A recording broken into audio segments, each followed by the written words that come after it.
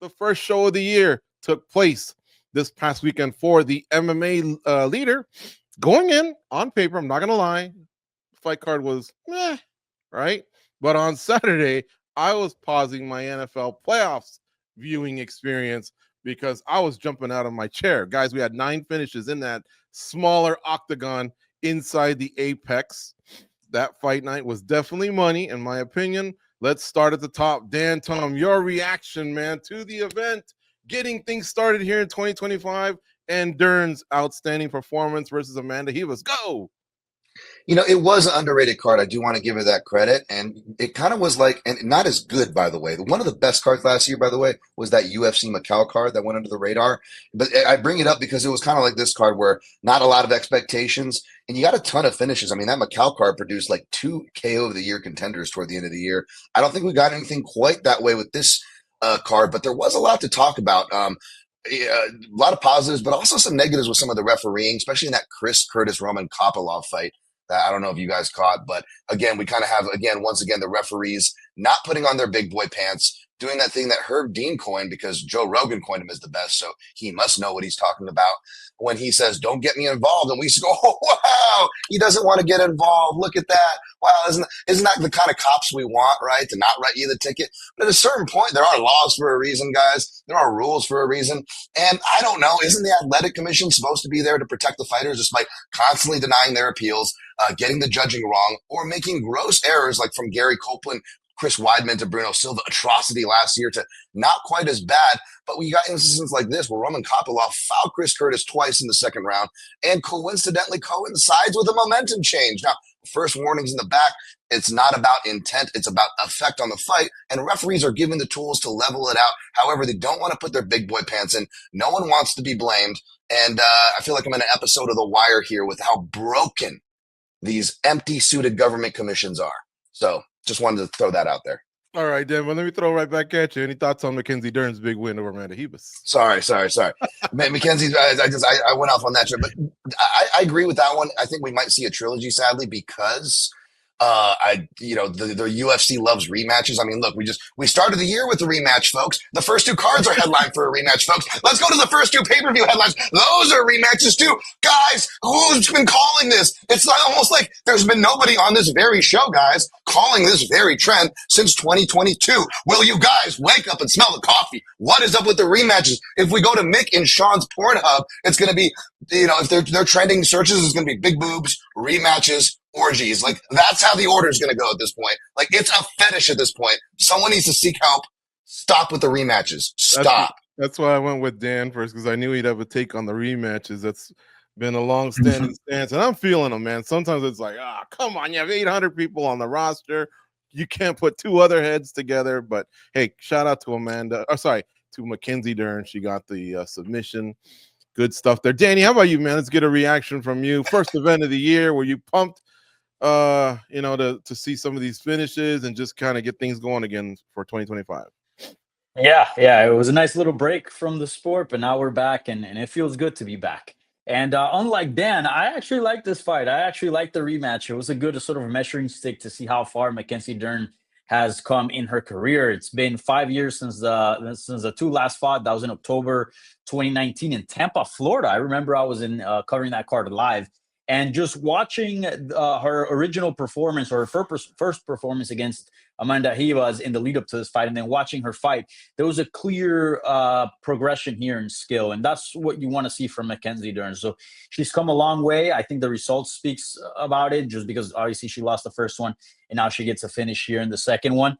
And I got to say, like, Mackenzie Dern, I feel like has disappointed some people in terms of like her prospects of potentially being champion, this and that. But if you're a Mackenzie Dern fan, this has to be a good sign. I mean, there was some evolution there. We saw her a lot more confident in her strikes. Her jiu-jitsu has always been good, but it seems that it's a little bit more adapted to MMA now. I liked it. I thought she looked great. Okay. How about you, Goes? What was your takeaway from this main event?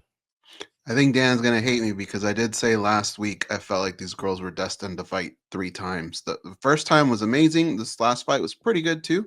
I think you can kind of tell how much has been weighing on Mackenzie Dern's shoulders just by her reaction at the end of the fight, how much this fight meant to her.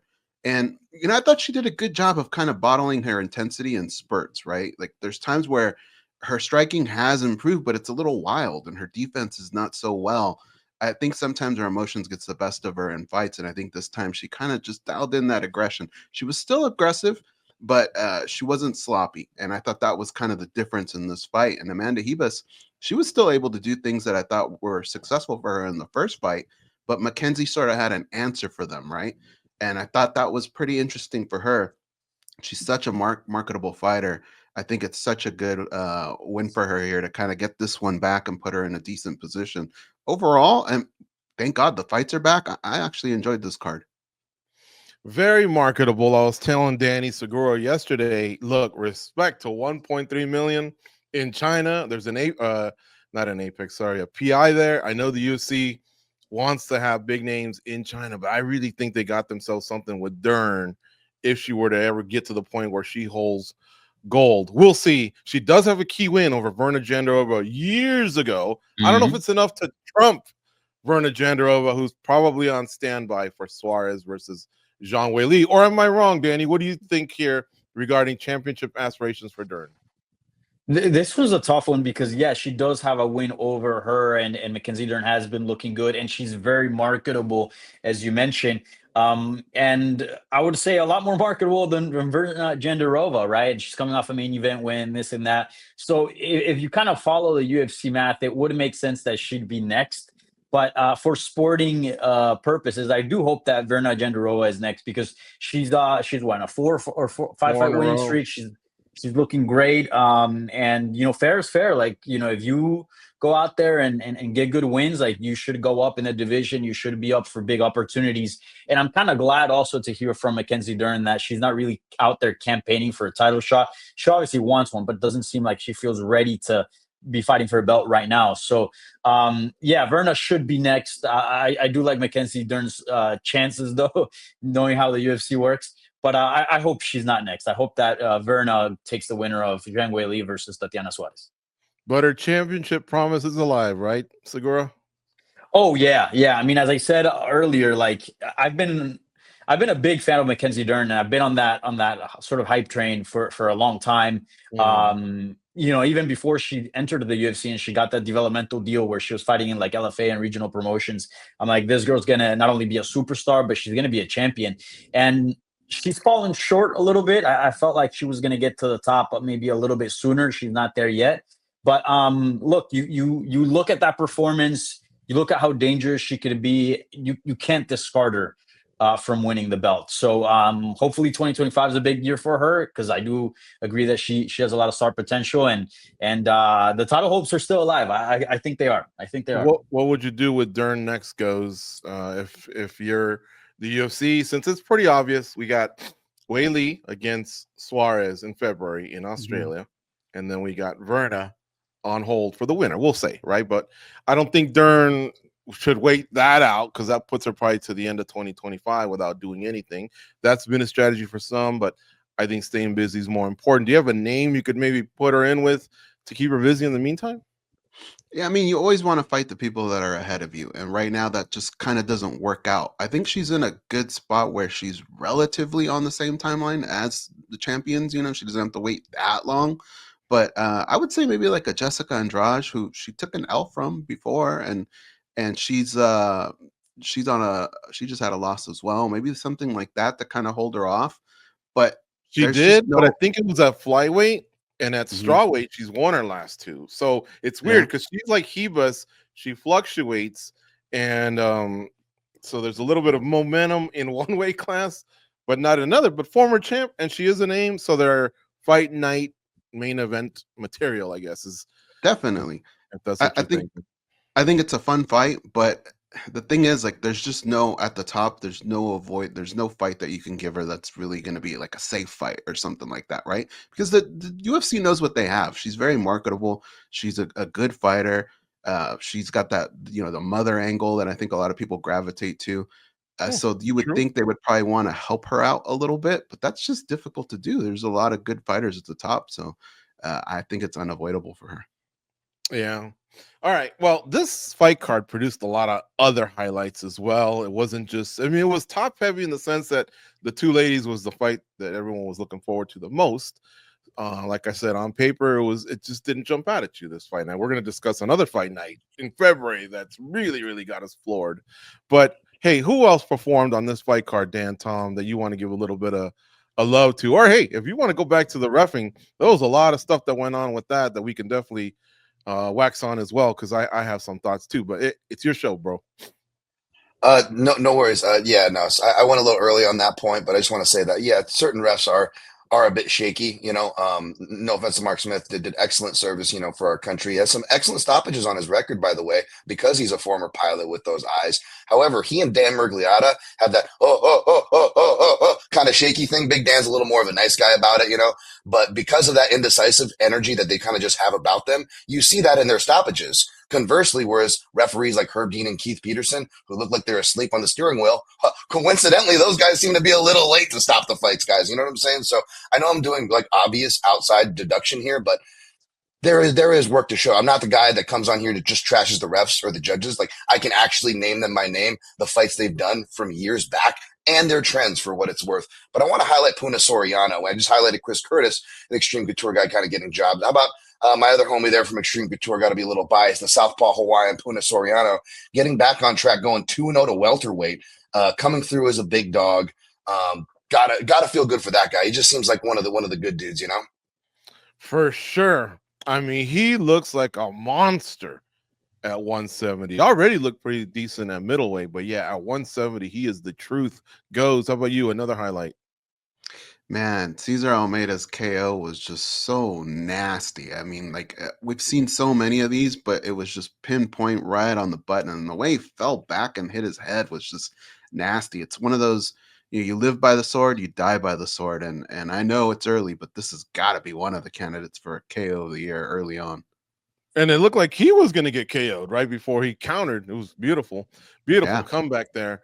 Danny Segura, how about you, man?